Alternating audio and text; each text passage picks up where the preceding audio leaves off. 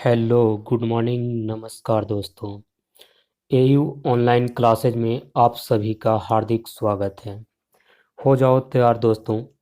आज के इस क्लास में हम बातचीत करेंगे शिक्षा मनोविज्ञान का क्षेत्र, शिक्षा मनोविज्ञान की उपादेयता, मनोविज्ञान की शाखाएं।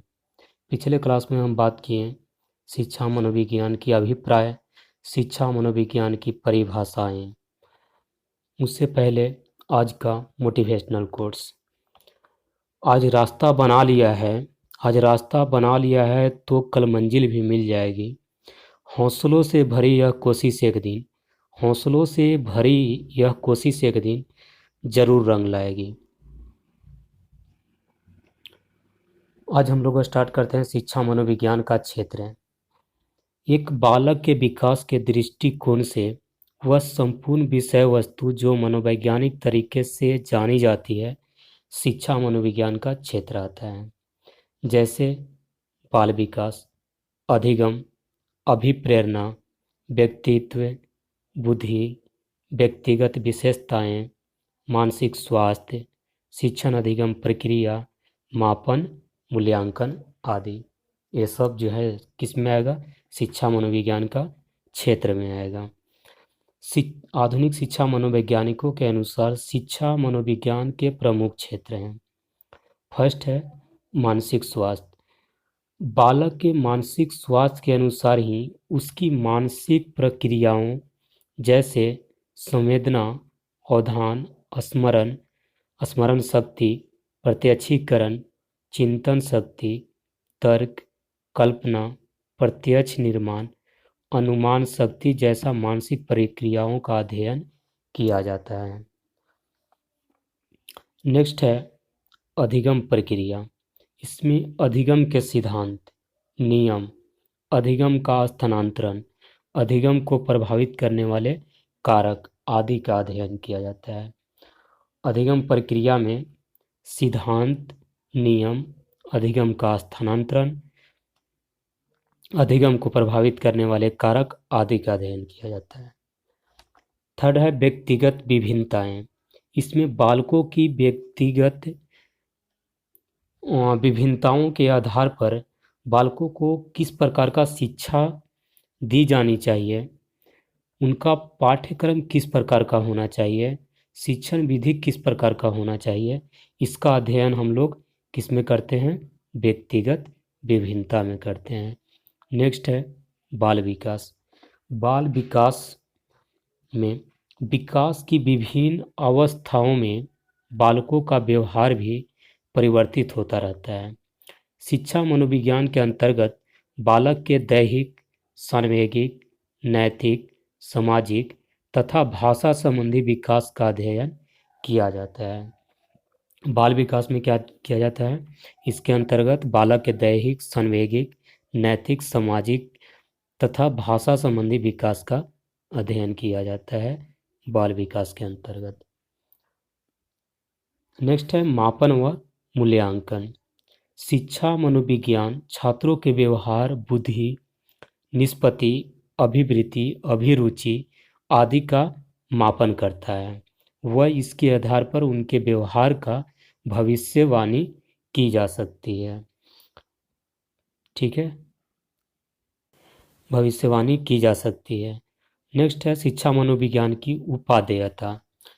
शिक्षा मनोविज्ञान की उपादेयता से अभिप्राय होता है उसे कहाँ कहाँ काम में लिया जा रहा है। फर्स्ट है बालक को समझाने में।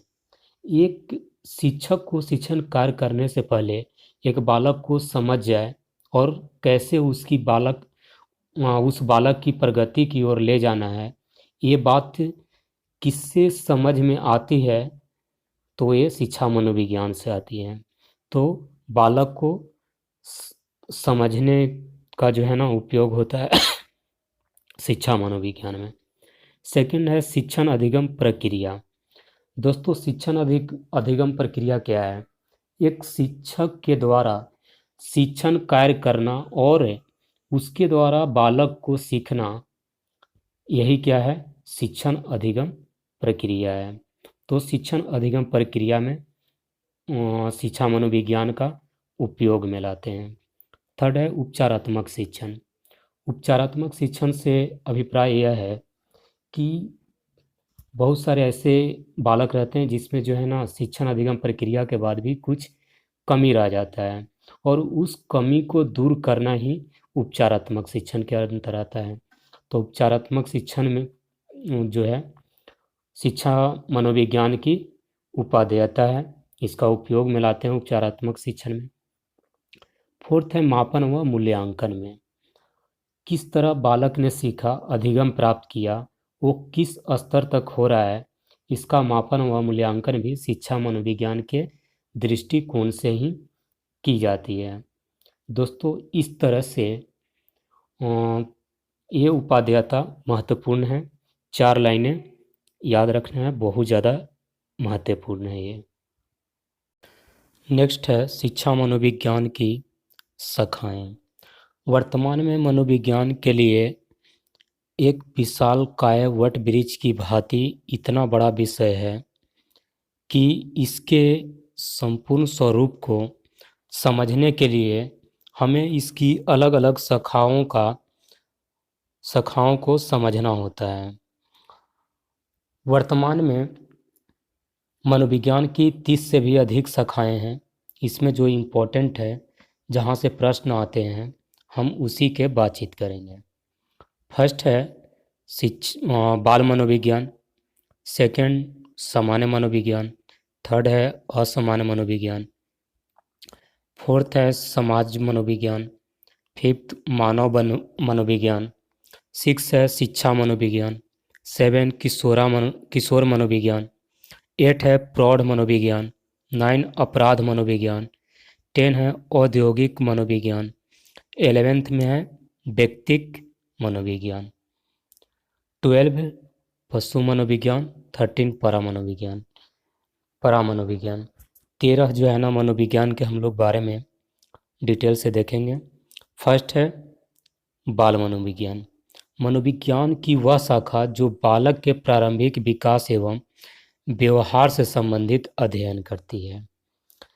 तो बालक के प्रारंभिक विकास एवं व्यवहार से संबंधित अध्ययन कहाँ करते हैं? बाल विकास में करते हैं। ठीक है। नेक्स्ट है सामान्य मनोविज्ञान।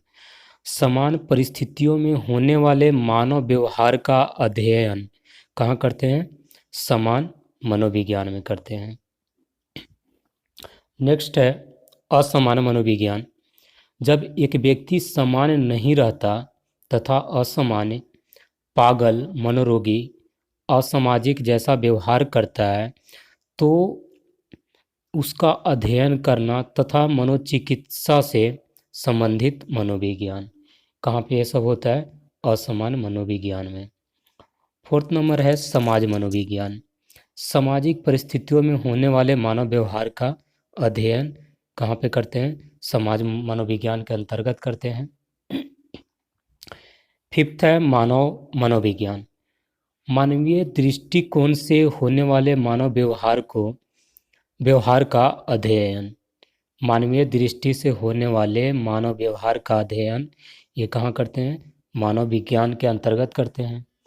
सिक्स है शिक्षा मनोविज्ञान।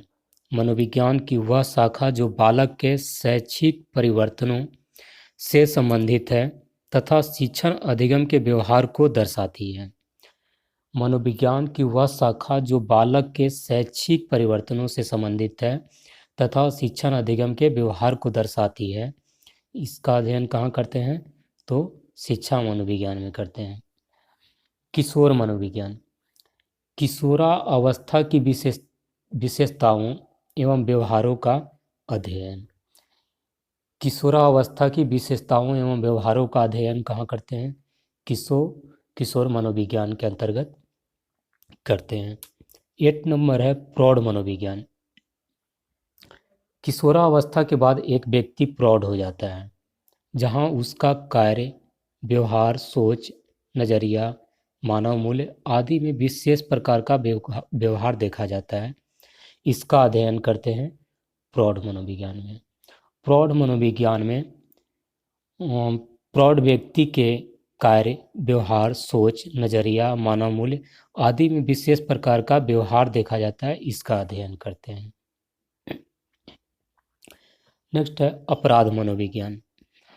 एक अपराधी के व्यवहार को समझना, उस तक पहुंचना एवं उसे सही दिशा देकर अपराध की दुनिया से सामान्य बनाने का प्रयास से संबंधित अध्ययन। अपराध मनोविज्ञान के अंतर्गत एक अपराधी के व्यवहार को समझना, उस तक पहुंचना एवं उसे सही दिशा देकर अपराध की दुनिया से सामान्य बनाने का प्रयास से संबंधित अध्ययन कहाँ करते हैं? अपराध मनोविज्ञान के अंतर्गत करते हैं। 10 नंबर है औद्योगिक मनोविज्ञान। किसी उद्योग के मालिक से लेकर कर्मचारी के बीच का व्यवहार जो कि उस उद्योग की प्रगति के लिए अति महत्वपूर्ण होता है का अध्ययन कहाँ करते हैं? औद्योगिक मनोविज्ञान के अंतर्गत। किसी उद्योग के मालिक से लेकर कर्मचारी के बीच का व्यवहार जो कि उस उद्योग की प्रगति के लिए अति महत्वपूर्ण होता है का अध्ययन करते हैं औद्योगिक मनोविज्ञान के अंतर्गत। नेक्स्ट है व्यक्तिक मनोविज्ञान। व्यक्ति में पाई जाने वाली भिन्नता का अध्ययन ही व्यक्तिक मनोविज्ञान है। व्यक्ति में पाई जाने वाली भिन्नता का अध्ययन ही व्यक्तिक मनोविज्ञान है। नेक्स्ट है पशु मनोविज्ञान। वह मनोविज्ञान जहाँ पशुओं के व्यवहार को समझने का प्रयास किया जाता है। पशु मनोविज्ञान वह मनोविज्ञान जहाँ पशुओं के व्यवहार को समझने का प्रयास किया जाता है, वो किसके अंतर्गत आता है? पशु मनोविज्ञान के अंतर्गत। और 13 और लास्ट है परा मनोविज्ञान। किसी घटना, दुर्घटना एवं व्यवहार का पूर्वाभास होना तथा अन्य प्रकार के पारलौकिक व्यवहारों का अध्ययन कहाँ करते हैं? परा मनोविज्ञान में। परा मनोविज्ञान में घटना, दुर्घटना एवं व्यवहारों का पूर्वाभास होना तथा अन्य प्रकार के पारलौकिक व्यवहारों का अध्ययन परा मनोविज्ञान के अंतर्गत करते हैं। Thank you. आज के लिए इतना ही।